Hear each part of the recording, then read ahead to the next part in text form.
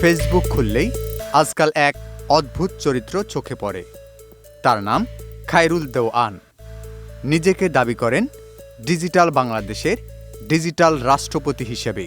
কোনো রাজনৈতিক পদ বা নির্বাচন ছাড়াই শুধুমাত্র সোশ্যাল মিডিয়ায় লাইভে এসে একের পর এক ফরমান জারি করে যাচ্ছেন তিনি। দেশের বিচার ব্যবস্থা, আইনকানুন থেকে শুরু করে আন্তর্জাতিক বিষয় নিয়েও দিচ্ছেন নানা ধরনের নির্দেশনা। খায়রুল দেওয়ান নিজেকে রাষ্ট্রপতি হিসেবে দাবি করেন। নিজেই খুলেছেন জনতার পার্টি নামে একটি দল।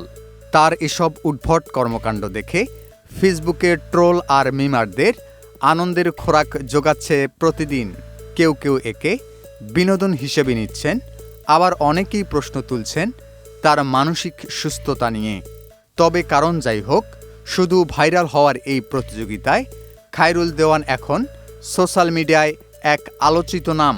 দর্শকবৃন্দ, আপনারা কি মনে করেন যে খায়রুল দেওয়ান বাংলাদেশের অনেক নেতার চেয়ে ভালো, নাকি তিনি শুধু ভাইরালের নেশায় এসব করছেন?